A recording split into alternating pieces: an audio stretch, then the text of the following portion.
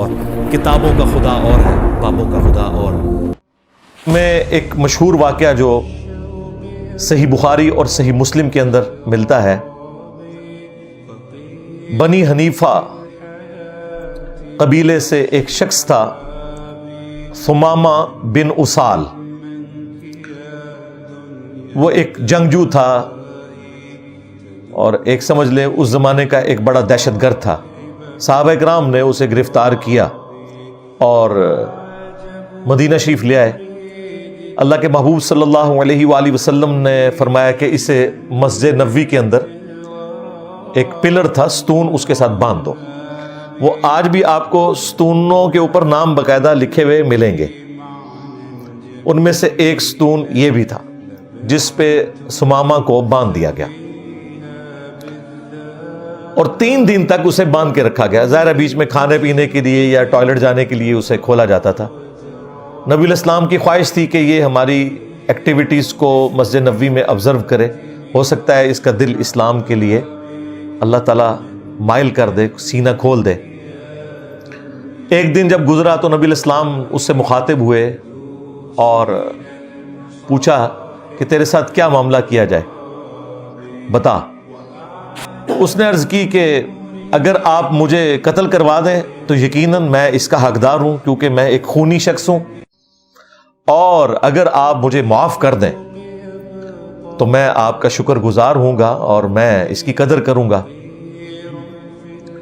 نبی الاسلام تشریف لے گئے۔ اگلے دن پھر آئے اور پھر وہی سوال کیا، اس نے وہی جواب دیا۔ تیسرے دن آپ صلی اللہ علیہ وآلہ وسلم آئے اور وہی سوال کیا، اس نے وہی جواب دیا۔ اللہ تعالیٰ نے اپنے نبی کو بتا دیا ہوگا کہ اس کا سینہ کھل چکا ہے اسلام کے لیے۔ تیسرے دن جب اس نے وہی جواب دیا تو نبی الاسلام نے کہا کہ اس کی رسیاں کھول دو۔ رسیاں کھول دی گئیں۔ بخاری مسلم کے الفاظ ہیں کہ وہ شخص مسجد نبوی سے نکلا، پاس ایک کوئی حمام تھا، کوئی تالاب تھا، وہاں جا کے اس نے غسل کیا اور سیدھا نبی الاسلام کے پاس واپس آ گیا اور اس نے کہا اشہد ان لا الہ الا اللہ و اشہد ان محمد رسول اللہ، میں گواہی دیتا ہوں کہ اللہ کے سوا کوئی معبود نہیں، اور میں گواہی دیتا ہوں کہ محمد صلی اللہ علیہ وآلہ وسلم اللہ کے بندے اور اس کے رسول ہیں۔ اس نے اسلام قبول کر لیا اور پھر اس نے کہا یا رسول اللہ صلی اللہ علیہ وآلہ وسلم، آج سے پہلے میرے دل میں کسی بھی چہرے کے لیے اتنی نفرت نہیں تھی جتنی آپ کے چہرہ مبارک کے لیے تھی، لیکن آج اس روئے ارض پہ آپ کے چہرے سے بڑھ کر مجھے کوئی اور چہرہ محبوب نہیں ہے۔ آج سے پہلے مجھے آپ کے دین سے بڑھ کر کوئی مردود شے نہیں تھی، لیکن آج کے دن مجھے اس دین سے بڑھ کر کوئی محبوب دین نہیں ہے۔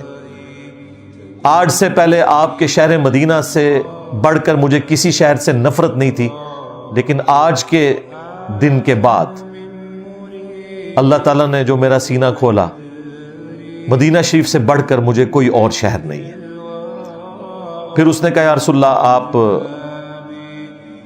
مجھے اجازت دیں، میں تو آلریڈی عمرے کے لیے جا رہا تھا، آپ کے ساتھیوں نے مجھے گرفتار کر لیا۔ ظاہر ہے عرب کے لوگ اپنی وہ جو ٹوٹی پھوٹی شریعت تھی اس میں سب کچھ کیا کرتے تھے، اور اس نے کہا یا رسول اللہ اب آندہ کے بعد جو یہ مکے کے لوگ ہیں یہ بھول جائیں کہ ہمارے علاقے سے ان کے لیے کوئی اناج جائے گی، اور جب آپ مجھے حکم دیں گے میں ان کی اناج روک لوں گا۔ خیر نبی الاسلام نے اس کو کوئی رسپانس نہیں کیا اس بات کو، وہ پھر گیا، وہاں پہ بھی مشہور ہو گیا کہ یہ بے دین ہو گیا۔ اس نے کلیئر کٹ کہا کہ میں نے اسلام قبول کر لیا۔ ابھی فتح مکہ نہیں ہوئی تھی، یہ اس سے پہلے کی بات ہے۔ پھر خیر وہ اپنے علاقے میں گیا، اس نے غلہ وغیرہ بھی روک دیا، ان کا تجارت کا جو سلسلہ تھا۔ پھر مشرکین عرب نے نبی الاسلام کو ریکویسٹ کی، پھر آپ علیہ السلام نے اس کی طرف ایک قاصد روانہ کیا کہ یہ کام نہ کرو، یعنی دعوت کے لیے ظاہر ہے یہ چیز ہرڈل ہے، اور نبی الاسلام کے اخلاق بھی اعلیٰ درجے کے تھے، تو آپ نے کہا کہ یہ جو تجارتی معاملات ہیں وہ اسی طریقے سے مشرکین عرب کے ساتھ تم جاری رکھو۔ یہ حدیث واضح ثبوت ہے کہ نبی الاسلام نے نہ صرف کافر کو حرم مدینہ میں جانے کی اجازت دی، بلکہ مسجد نبوی کے اندر بھی اسے باندھا گیا۔ لہٰذا جو پاکی ناپاکی کے جو مسائل ہیں یہ مسلمانوں سے متعلقہ ہیں، نان مسلم کے اوپر ہماری شریعت اپلائی نہیں ہوتی۔